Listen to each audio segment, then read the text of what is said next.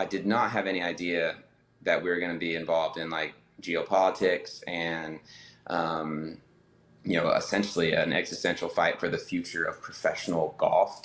Didn't know that's what I was getting myself into. Having, the timing of things, having this all coincide with the birth of my second child and having, two boys that are young and full of energy, like, and also a career that is really, really difficult, where I've spent 7 of my 10 years on the PGA Tour as very much a fringe player, scraping to keep my card. That was part of the reason I ran to be on the board, because I thought it was important to have that perspective.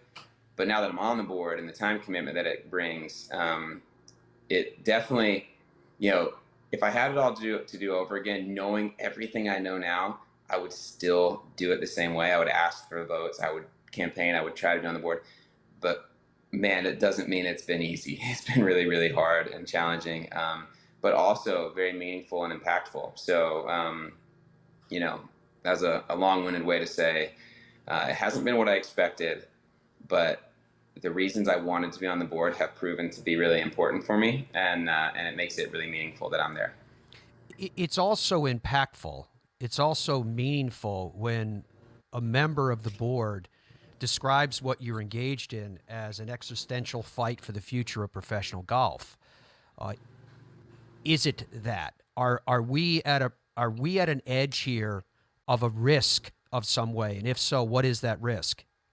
Yeah, no, I don't think there's risk of like professional golf at the highest level, like going away. That's not really it. It's just a matter of you know what like what will professional golf continue to look like? Like, what will the landscape be like?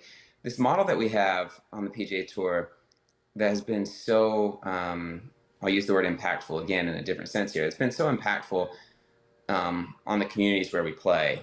Because the tour, like when Dean Beeman was like, you know, building the modern business of the PGA Tour with Mm-hmm. like, he wrote into the fabric of it that it is at its core an organization to benefit local communities, charities.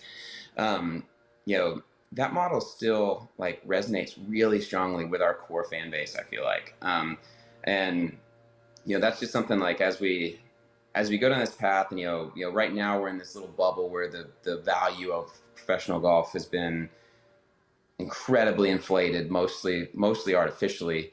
Um, but also there's tremendous value, and like we have star power on the PGA Tour right now that is just like through the roof. Like the talent level on the PGA Tour, the pipeline to feed the PGA Tour. Like look at Ludwig and what he has Mm. has done. Like there are, and I don't want to say this as if they're all the same, because they're not.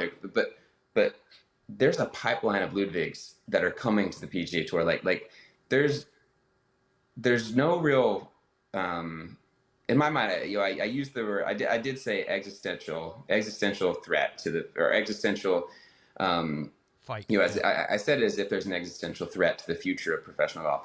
It's not that there's a threat. It's just, how do we maintain a model that we all feel proud of, that benefits the players, the communities, most importantly, the fans who make us, give us the platform to have an opportunity. That's like trying to get all those pieces right in a time right now where the value of a professional golfer is probably, you know, in some ways, like the on-course value has inflated to an unrealistic level.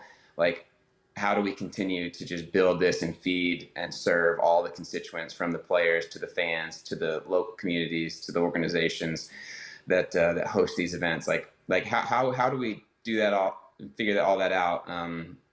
That's the part that just is going to be, I think, we're grappling with a lot of it right now, and Sure. we're in the middle of it, and necessarily have we don't necessarily have a clear path forward in terms of what the model looks like. Like, are we partnering with the PIF? Are we not partnering with the PIF? Like, we don't have clarity around that yet, and I don't think there's like a risk of of us losing, there's not a risk of us losing men's professional golf as something that is, incredibly entertaining for fans around the world and incredibly,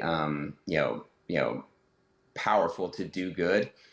I just want to make sure we keep that as part of the PGA Tour's mission, and keep the PGA Tour as the premier ultimate place for professional golfers to apply their trade. Less than a minute left here, Peter, before I have to take a break. But can an argument been made that signature events, increased purses, et cetera, hasn't you as a PGA Tour player and others benefited from the existence of Live? No question, no question. Right now, the question is, have we done this in a way that is sustainable, and can we continue to give the players, the product of the PGA Tour, the stars of the PGA Tour, I point to myself, meaning the stars, like the other players like me who are better than me, can we continue to give them what they want and feel they deserve, while also carrying on the brand of the PGA Tour in a way that is positively impacting all the constituents around us?